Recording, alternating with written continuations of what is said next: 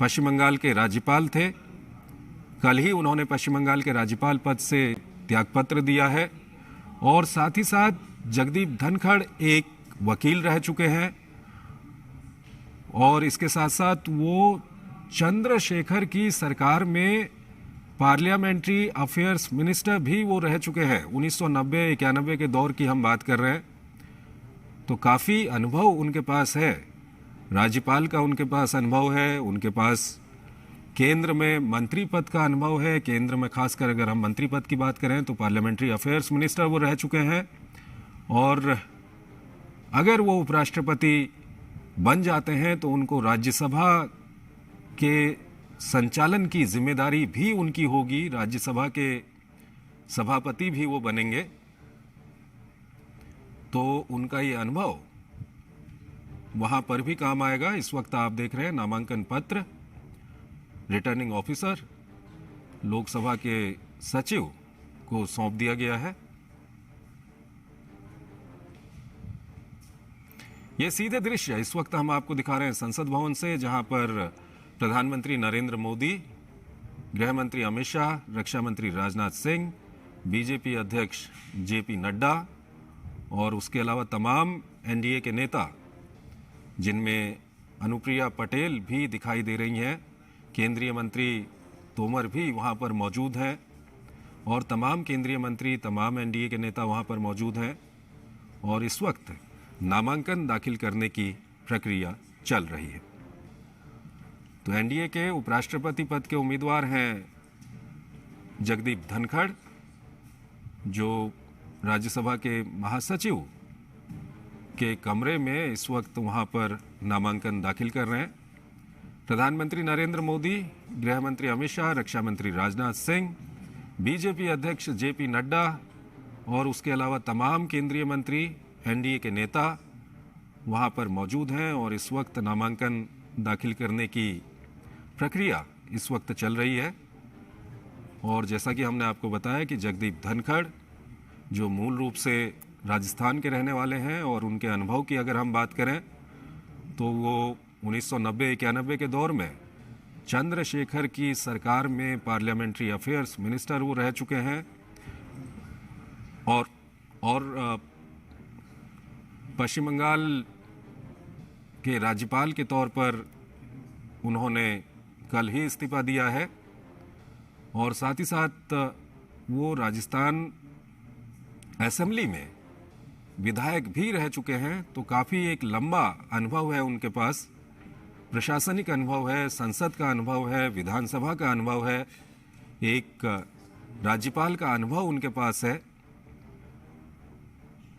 और सबसे महत्वपूर्ण बात यह है कि इस वक्त जो राजनीतिक गणित है वो भी उनके पक्ष में है और ऐसे में अगर वो चुनाव जीत जाते हैं और भारत के उपराष्ट्रपति बनते हैं तो उनको राज्यसभा के वो सभापति भी होंगे और राज्यसभा के संचालन की जिम्मेदारी भी उनके पास होगी।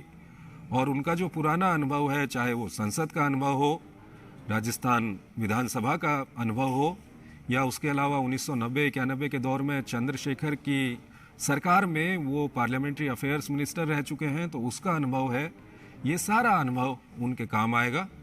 और इस वक्त ये सीधे दृश्य हम आपको दिखा रहे हैं संसद भवन से, जहां पर एनडीए के उपराष्ट्रपति पद के उम्मीदवार जगदीप धनखड़ इस वक्त नामांकन दाखिल करवा रहे हैं। प्रधानमंत्री नरेंद्र मोदी वहां पर मौजूद हैं, गृह मंत्री अमित शाह, रक्षा मंत्री राजनाथ सिंह, बीजेपी अध्यक्ष जेपी नड्डा और तमाम जो एनडीए के नेतागण और केंद्रीय मंत्री हैं वो वहां पर मौजूद हैं। तो ये सीधे दृश्य इस वक्त हम आपको दिखा रहे हैं। काफी महत्वपूर्ण आज का दिन है। आज एक तरफ राष्ट्रपति पद के लिए चुनाव चल रहा है संसद में और देश के तमाम राज्यों की विधानसभाओं में राष्ट्रपति पद के लिए मतदान चल रहा है, जिसमें एनडीए की तरफ से द्रौपदी मुर्मू और विपक्ष की तरफ से यशवंत सिन्हा उम्मीदवार हैं। वहीं उपराष्ट्रपति पद के लिए भी नामांकन यहां पर दाखिल कर दिया गया है।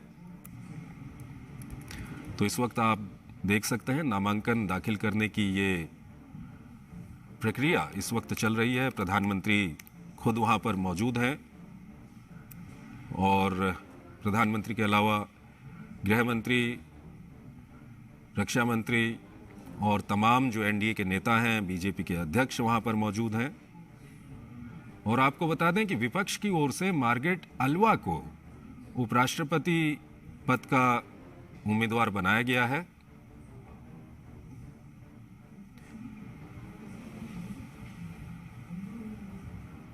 तो लोकसभा के सचिव हैं उत्पल कुमार सिंह, उनके समक्ष ये नामांकन इस वक्त दाखिल किया जा रहा है। तमाम एनडीए के नेता वहां पर मौजूद हैं, खुद प्रधानमंत्री वहां पर मौजूद हैं, गृह मंत्री अमित शाह, रक्षा मंत्री राजनाथ सिंह, बीजेपी अध्यक्ष जेपी नड्डा, ये सभी लोग वहां पर मौजूद हैं। और आप देख सकते हैं कि उपराष्ट्रपति पद के जो उम्मीदवार हैं एनडीए के, जगदीप धनखड़, वो भी यहाँ पर मौजूद हैं। जगदीप धनखड़ इससे पहले पश्चिम बंगाल के गवर्नर थे और कल ही उन्होंने पश्चिम बंगाल के गवर्नर पद से इस्तीफा दिया है। और उनके पूर्व के राजनीतिक जीवन पर अगर हम नज़र डालें तो संसद सदस्य रह चुके हैं, वो राजस्थान विधानसभा में सदस्य रह चुके हैं। साथ ही साथ 1990-91 के दौर में चंद्रशेखर के मंत्रिमंडल में वो पार्लियामेंट्री अफेयर्स मिनिस्टर रह चुके हैं। तो उनका ये तमाम जो अनुभव है, वो अनुभव अगर वो चुनाव जीत जाते हैं, जो संख्या बल है, जो गणित है, वो पूरी तरह से उनके पक्ष में है इस वक्त। और अगर वो चुनाव जीत जाते हैं और भारत के उपराष्ट्रपति बनते हैं तो राज्यसभा के संचालन की जिम्मेदारी भी उनके पास होगी। और उनका जो पिछला अनुभव है, चाहे वो एक विधायक के रूप में रहा हो या एक सांसद के रूप में रहा हो या संसदीय कार्य मंत्री के तौर पर उनका अनुभव रहा हो 90-91 के दौर में, जब चंद्रशेखर के मंत्रालय में वो चंद्रशेखर के मंत्रिमंडल में वो संसदीय कार्य मंत्री थे, तब का उनका अनुभव, ये सब अनुभव उनका है जो काफ़ी उनके काम आने वाला है। इस वक्त आप देख रहे हैं नामांकन की प्रक्रिया वहाँ पर चल रही है। उत्पल कुमार सिंह लोकसभा के सेक्रेटरी जनरल हैं, उनके समक्ष ये नामांकन वहाँ पर दाखिल किया जा रहा है। और विपक्ष की ओर से मार्गरेट अल्वा को उपराष्ट्रपति पद का उम्मीदवार बनाया गया है। और जो अभी तक खबर मिल रही है उसके अनुसार मंगलवार को, यानी कि कल, वो अपना नामांकन दाखिल करेंगे। फिलहाल नामांकन दाखिल करने के बाद एक जो रिसीप्ट की पर्ची दी जाती है, वो पर्ची इस वक्त दे दी गई है। और आप देख सकते हैं प्रधानमंत्री का अभिवादन स्वीकार कर रहे हैं जगदीप धनखड़। तो एक महत्वपूर्ण पल है। और इलेक्टोरल कॉलेज की अगर हम बात करते हैं तो राष्ट्रपति चुनाव में संसद सदस्यों के अलावा राज्यों की जो विधानसभा के सदस्य होते हैं वो मतदान करते हैं। लेकिन अगर हम उपराष्ट्रपति चुनाव की बात करें तो इसमें सिर्फ संसद